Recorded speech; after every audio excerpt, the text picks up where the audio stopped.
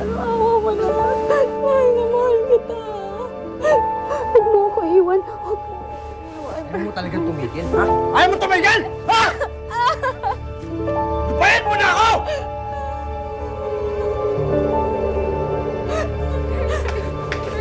Parang awa mo naman.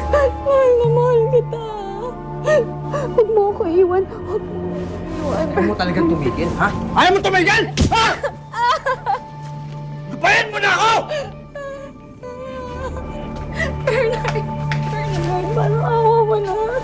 Mahal na mahal kita.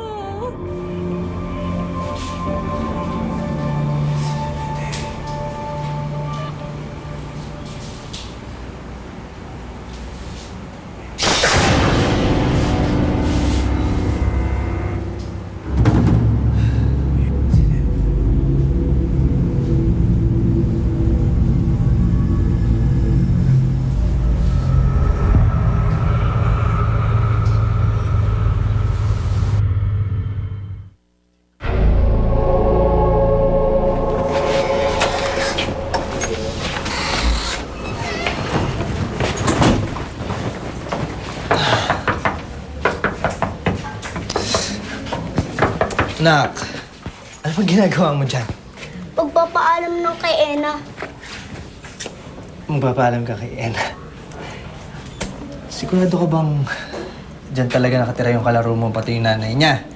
Oo, dyan sila nakatira. Ayun ka na naman eh, hindi ka na naman naniniwala sa akin eh. Hindi. Kasi anak, nung bata ako, dumaan din ako sa ganyan. Yung bang pagkakaroon ng imaginary friends. Baka naman guni-guni mo lang yung kalaro mo. Hindi ko yung guni-guni.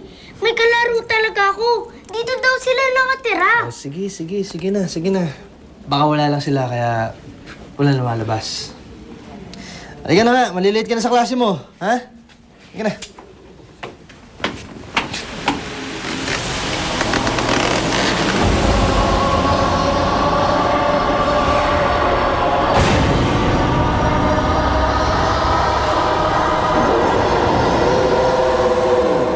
Mga kids, play lang kayo ha. Walang mag-aaway. Oh, Clark, bakit di ka makijoin sa kanila? Okay lang po ako, teacher. Oh, sige, diyan ka lang ha. Tara. Oh, play lang kayo dyan ha.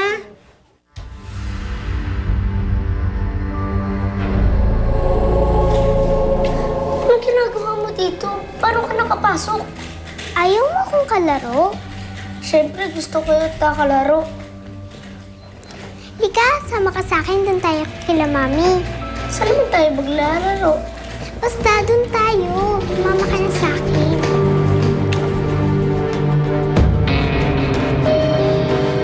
Boss, sigurado ba kayong wala ng tenant dun sa 4th floor? Yun po pagkakaalam ko, sir. Kahit na yung dalawang mag-ina na katabi ng unit namin. Kasi sabi nung ano ko, doon daw sila nakatira. Eh narinig ko nga, nag-aaway nung isang gabi. Pero palagay ko, umayos na yata yung asawa eh. Pasensya na, sir. Di ko talaga napansin eh.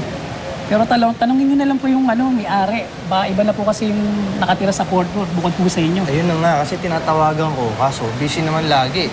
Kung hindi naman busy, patay yung linya. Ano po ba? Sige, sir. bale, salamat na lang, ha? Sige po, pasensya na po, sir. Okay lang.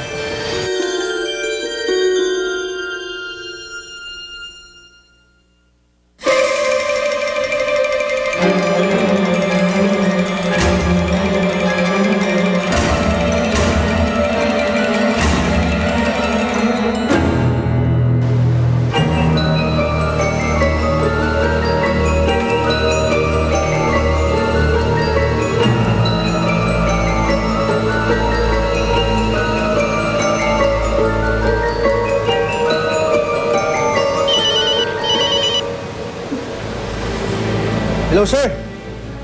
Yes, okay na yung proposal natin. Yes, sir. I'll make sure na maganda yung pag-present natin ng website sa client. Yes. Okay, ako na pong bahala.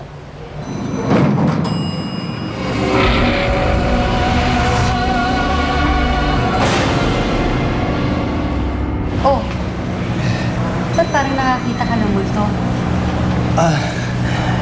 Pasensya ka na. Medyo matagal na rin kasi kitang hindi nakita. Nandito lang naman ako eh. Oo nga, nakwento sa akin ng anak ko. Magkatabi lang pala yung unit natin. Kamusta na yung asawa at anak mo?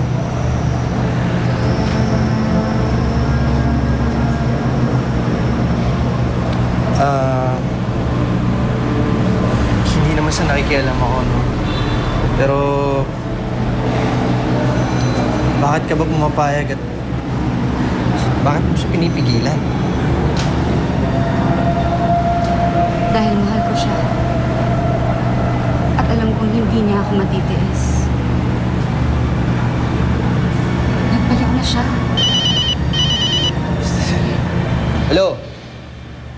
Oh, ha? Anong nangyari? Sige, pupunta ako dyan. Excuse me, yung anak ko kasi. Maiwan muna kita, ha? Sige. Oo, papunta na ako. Sige.